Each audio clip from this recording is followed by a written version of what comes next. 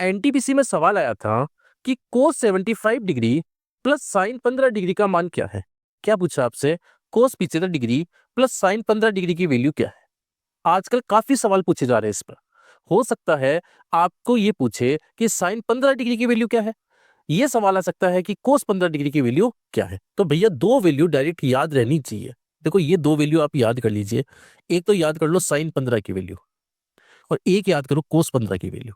ये दो वैल्यू आप याद कर लो। साइन 15 की वैल्यू क्या होती है?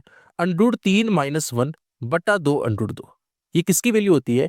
साइन 15 की वैल्यू होती है। जब कोस की बात करूंगा तो यहां पे माइनस की जगह बस प्लस आ जाएगा। क्या होगी इसकी वैल्यू? √3 + 1 बटा 2 √2। ये किसकी वैल्यू हो गई भैया? कोस 15 की वैल्यू हो गई। याद कर लीजिए अभी क्या होती है इसकी वैल्यू?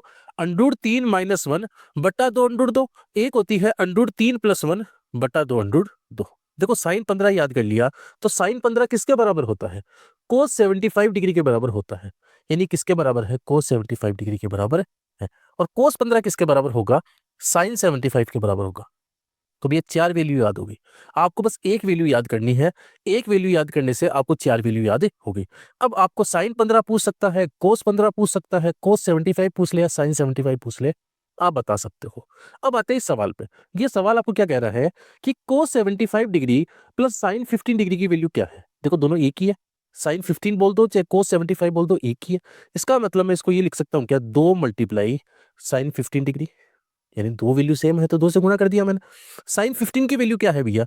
यहां से है √3 - 1 बटा 2 √2 है। यही था। तो भैया दो से दो चला गया। ये आपका उत्तर आ गया।